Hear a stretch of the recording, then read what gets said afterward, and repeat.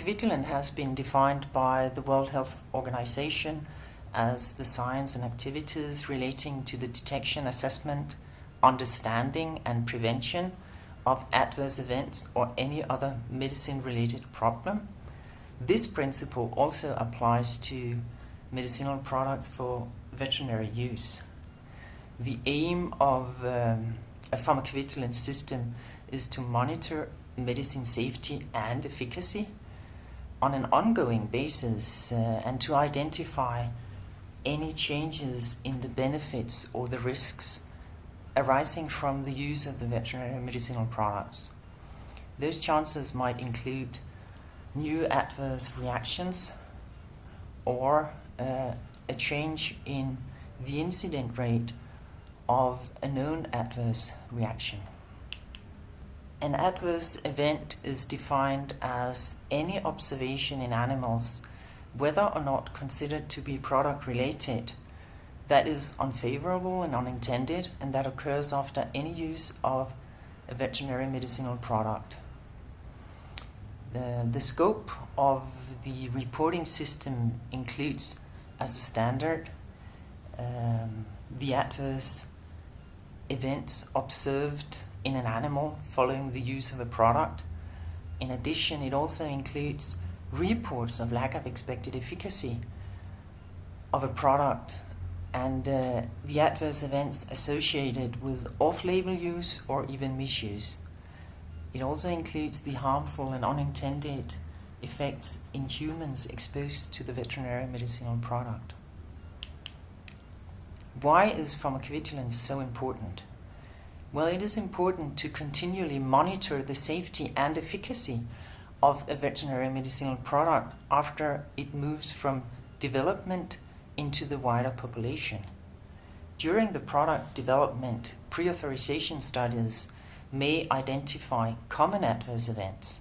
However, the size and scope of the safety studies under field conditions are typically limited. It is due to brief product durations and exclusion of subgroups such as very young animals or old animals, pregnant animals, those suffering comorbid conditions or receiving concomitant treatment. Therefore, it is important to put in place systems and processes to collect and analyze reports from the field, to confirm and also further improve the knowledge about the product and the product safety profile in the market. The aim is to ensure the health and welfare of animals and humans by continued monitoring of the benefit-risk balance of veterinary medicinal products, providing assurance on the continued safety and increase the knowledge of the safety profile, leading to a better advice for the users, to update and improve the label warnings, and if necessary, to remove the veterinary medicinal product or one or more batches of the veterinary medicinal product from the market if there is a change in the safety profile resulting in a negative benefit-risk balance.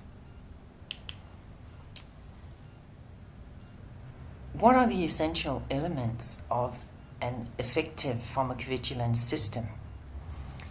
Well, the effective pharmacovigilance system should function to ensure collection of key information, that is the adverse event reports, its safe storage, to allow for assessment of pharmacovigilance data, and to allow for good and transparent communication, to identify any important risks in a timely manner, and to facilitate communication of any important new information. In the rare situation of a major safety issue, a crisis management with appropriate communication is required to ensure that the veterinary community is informed and, if appropriate, changes are made to the authorized conditions of use of the product. It is also necessary to have a system in place to be able to recall a product or one or more batches of a product from the market.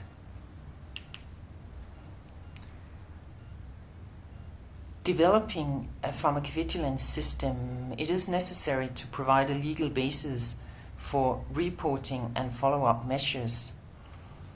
To plan a pharmacovigilance system in regulatory authorities regarding the responsibilities, the level of ambition, cooperation in the region, etc.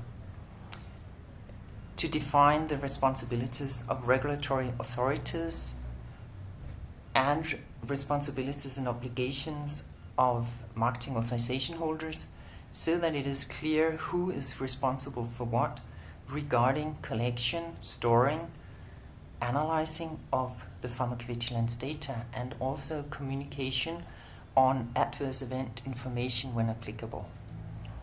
It is also important to align with international definition and practices, including also ensuring language is not a barrier. English is the most commonly used and recommended language for communication of adverse event information between entities. Developing a pharmacovigilance system also includes establishing the necessary systems, and that includes an adverse event report form. It also includes a filing system, which could be a simple one, paper-based. It could be an electronic system, or it could be a database.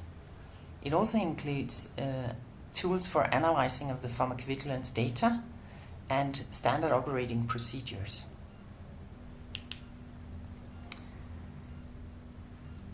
Basic pharmacovigilance requirements in legislation: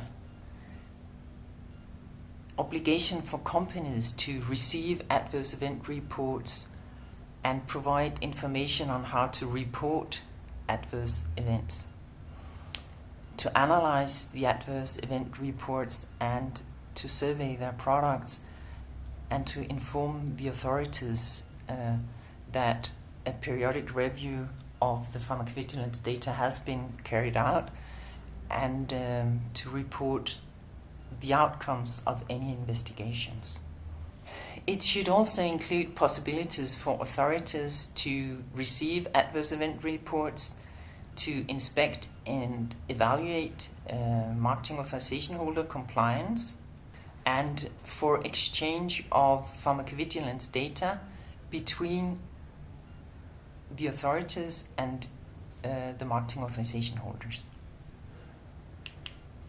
Regarding pharmacovigilance guidelines, the legal requirements should be kept at a fairly high level. Avoid putting too much details into legislation. Details should be communicated via guidelines, and the guideline should include information on marketing authorization holders.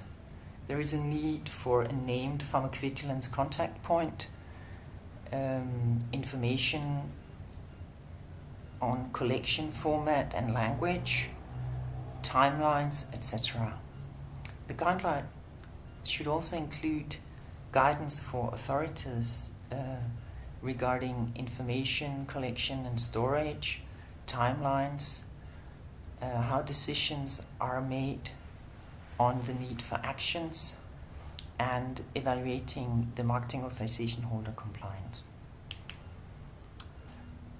A valid adverse event report requires at least the following details: an identifiable reporter, details on the animals or the human exposed, a suspected product, including name and, if possible, the authorization number, and finally the event details, including clinical signs, time to onset following treatment, etc. For a full scientific evaluation, Further information is desirable and should be provided if available. And that includes, for instance, reason for use of the product, dose administered and administration route, any concomitant treatment, laboratory or post-mortem findings, for instance. More information on pharmacovigilance can be found in the VICH guidelines or in the Utralex Volume 9b. Thank you so much.